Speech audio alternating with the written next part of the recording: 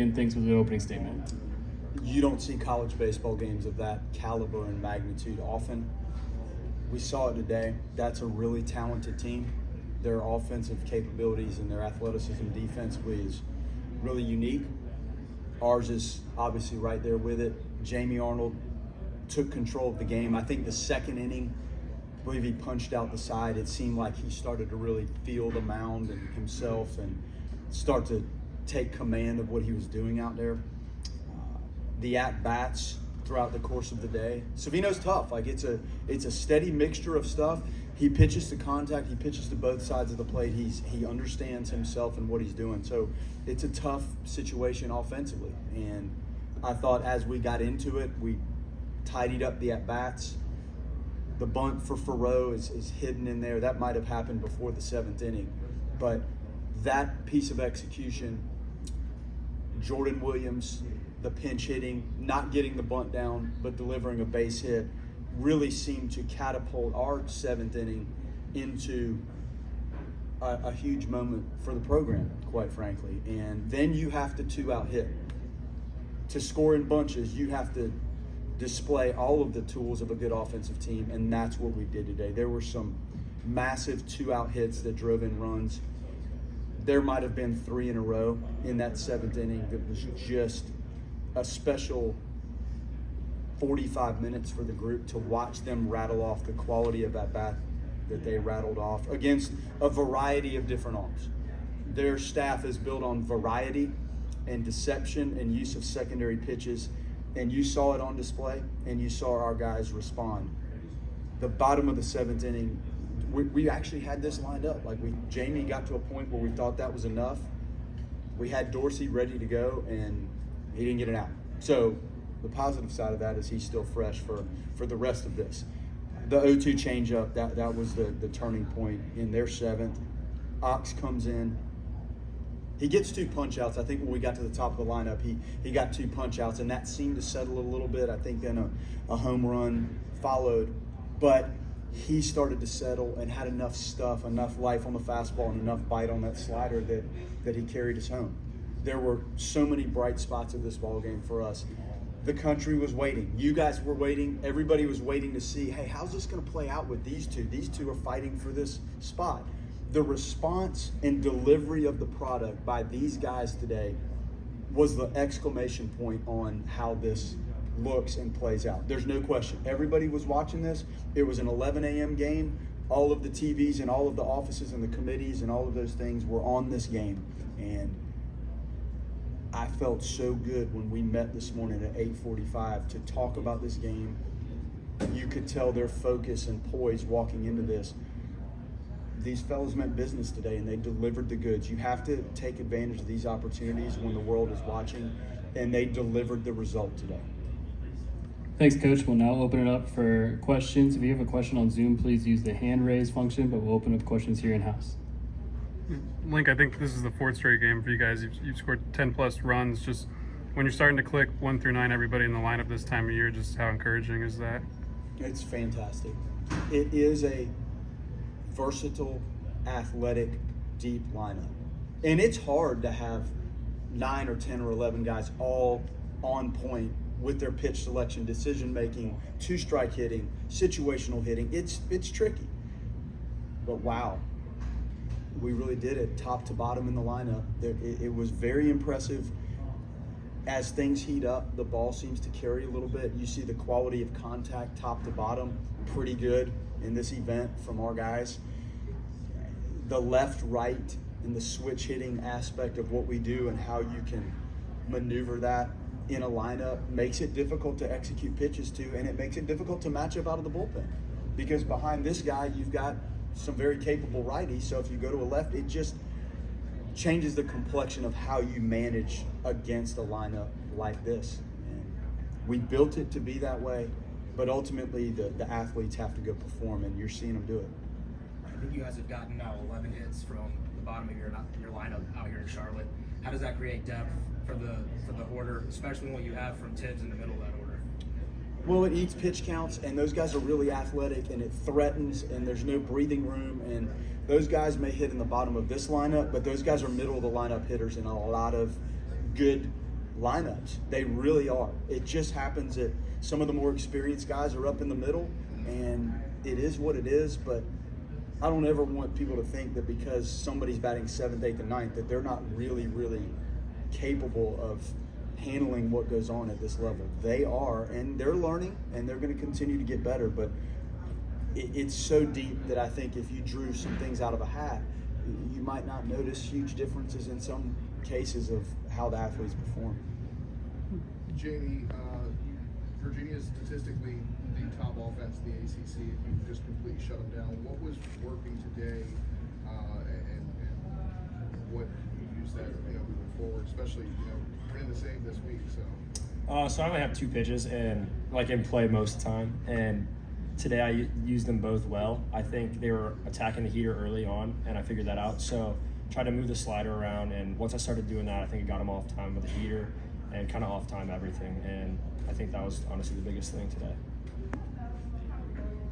James, you've been so locked in this year, and you were seeing the ball great today. What's been some of the keys to staying so consistent the entire year? Yeah, I think that starts with who you have in the lineup. And I'm looking at eight hits from our 6, 7, 8. Having guys that are just continuously getting on base and giving us at the top of the lineup opportunities to hit with men on base is a seriously refreshing opportunity. I think all of us enjoy it, all of us love it, and especially with less than 2 outs, it goes without saying how much more fun that is with men on base. And so I think all of us were able to take care of that today, and I think we've done that all season long. It's been fun to watch. So what you see in the home run, what was the approach there? Honestly, I was sitting fastball, and I think I got a cutter. Just left it over the middle of the plate and was able to put a good swing on it. Jamie, the development of the slider to the back foot to the right-handed hitters, just how big has that been this year for you, especially against lineups like UVA and GT? They're so right-handed heavy. It's been huge. Once I started executing that pitch this year, it's been a game changer. My strikeouts have gone up, and honestly, I just like throwing that pitch a lot. I feel comfortable with it, and yeah, I love it. It's fun. James, you've had the shift on you a lot this year, and when you ground the ball to the opposite field and it gets through, just how big of a relief is that for you? Yeah, it's a big one. I'm the first one on board for ban the shift, and that was it's been frustrating. There's been times this year where it's just been like, man, I can't get a break. So I'm super thankful for that, and glad it worked out for sure. Link, just what went into having Dorsey available today, and like you said, would you expect to have him fresh tomorrow, or would that more so be a Sunday thing? The magnitude of this game was real. Everybody here knew it. Everybody in college baseball is watching this. We wanted to do everything we could to walk out of here today 1-0. That's it. So if it took Dorsey, so be it. And then you turn your attention to tomorrow. So, he threw 17 pitches. He's going to be fine. Now, it's got to be better than those 17 pitches, but it's the first time out there for him in this setting, and the margin of error is 0. The ball flies, and you have to be on point with everything you do. So he learned. He can process this tonight, and he's going to be back out there at some point. So will Whitaker, and it's not going to be long where Leiter's in play to help with some of this stuff. So Dorsey's just going to have to learn, and we felt like with how often we've used Oxford and Holtz and those guys, maybe this was a breather for them, and we thought ideally he could finish that game.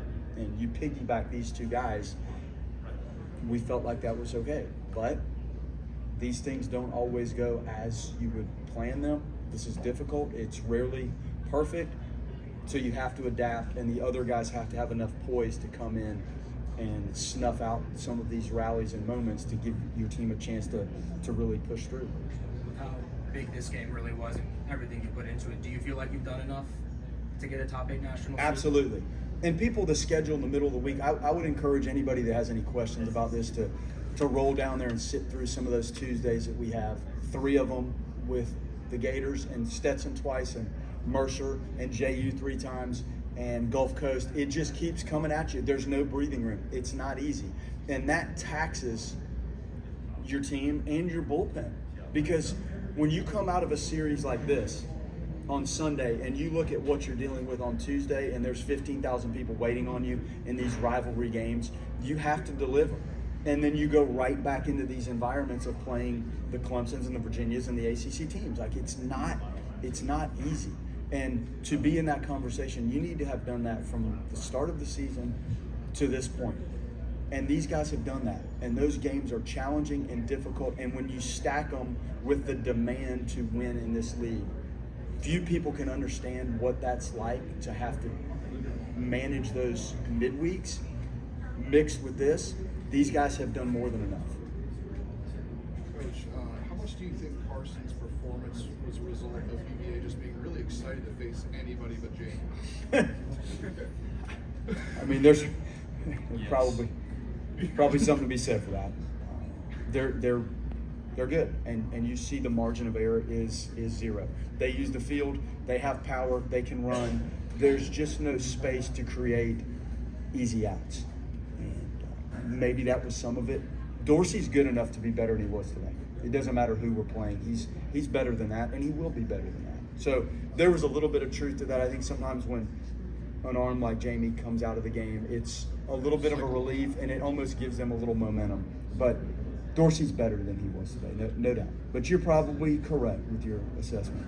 And I noticed that Cam Leiter was on the pitch chart or something right next to you. Is that a job that you've given him to keep from getting too antsy, or? Well, it's hard to keep that guy from getting too antsy, man. That joker's in the dugout, like ready to jump over the fence and run out there and get in the middle of the game. I saw him on the Georgia Tech game. He was pacing back and forth, Yeah, the feeling of being in the middle of that is what he wants. And we're getting back into that. Like he's getting on the mound this weekend and he's airing it out in preparation for what's coming. He's not pitching this weekend, but next weekend now we're talking this through a little bit, and he keeps sending me Mariano Rivera pictures and stuff like that on the phone. So there you go. We'll take our last question from Zoom. Aslan, go ahead. You kind of answered everything, Coach, but I'm not going to leave you hanging. With Cam right now, is it just finding the right moment to get him involved, or is it still physical things he needs to overcome here? It's the physical stuff. He was shut down.